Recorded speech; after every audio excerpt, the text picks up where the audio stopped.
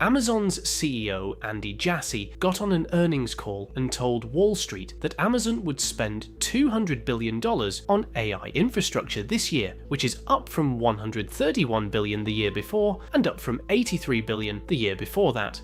3 years of spending, each one nearly doubling the last with no ceiling in sight. The stock dropped immediately, down over 10% within weeks, and investors weren't reacting to the number, they were reacting to what the number implied. That Amazon is pouring money into AI faster than any company in history, and nobody can explain what they're getting back for it. Amazon's free cash flow dropped 77% in a single year. In 2025, capital expenditure consumed almost every dollar the company earned, and the centerpiece of all that spending is a $33 billion bet on Anthropic, the AI lab behind Claude. Anthropic spent $2.6 billion on AWS cloud services in just the first 9 months of 2025. Amazon invests in Anthropic. Anthropic pays that money right back to Amazon as cloud bills. It's a financial loop, and both sides count it as growth. Amazon's profit share is worth exactly nothing if Anthropic never turns a profit.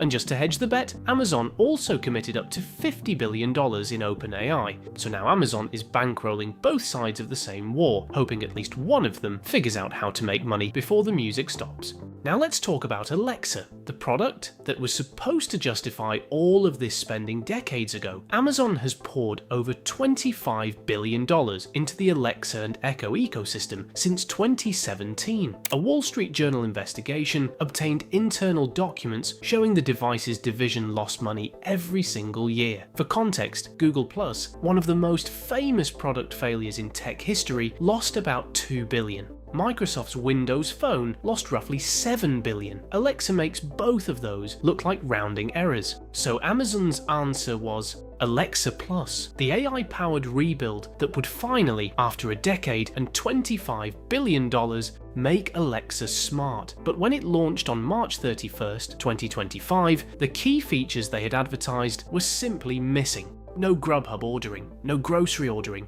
no family member recognition, no kids story generation, no browser version. Only 300 of Alexa's 100,000 third-party skills worked with the new system at launch. A Fortune investigation interviewed more than a dozen current and former Alexa employees. What they described was organizational chaos. A decentralized structure where teams competed against each other on overlapping problems, managers who churned every few months, engineers who waited weeks to access their own training data because of dysfunctional privacy guardrails. The AGI team had accumulated roughly 1 million fine-tuning data points, while Meta had 10 million for Llama 3. They were outgunned by their own inefficiency. Then there was Rufus, Amazon's AI shopping assistant, launched in July 2024. Rufus hallucinated product specs, recommended non-TVs when customers searched for TVs, invented features that didn't exist, and gave glowing reviews of competitors while trashing the sellers who were actually paying Amazon for advertising. Amazon sellers started reporting that AI-generated review summaries were misrepresenting their products and destroying their sales. Rufus was also trivially easy to jailbreak. Users figured out how to make it solve robotics math problems instead of recommending toothpaste. Less than 2 years after launch, on May 2026, Amazon shut down Rufus entirely. But none of that compares to what happened inside Amazon's own engineering organization. In November 2025, Amazon sent an internal memo mandating that 80% of engineers use Kiro, their in-house AI coding tool, on a weekly basis. It was tracked as a corporate OKR. About 1,500 engineers pushed back internally, saying they preferred other tools, but the management ignored them. In December 2025, an engineer at AWS used Kiro to fix a bug in Cost Explorer. That's the dashboard that tells you how much money you're spending on cloud services. Not exactly mission critical, but Kiro evaluated the situation and decided the correct approach was to delete the entire production environment and rebuild it from scratch. It took the team 13 hours to get it back online. Amazon's public statement called it an extremely limited event caused by user error. They mandated the tool. They tracked adoption as a corporate metric, and when their mandated tool deleted production, they blamed the engineer who used it. Then on March 2nd, it happened again. Amazon's other AI coding tool, Q Developer, pushed bad code straight into the live retail platform. 120,000 orders vanished overnight. 1.6 million website errors hit customers across the board. People were trying to buy everyday items, and Amazon was showing them delivery dates that made no sense. 3 days later, on March 5th, another outage.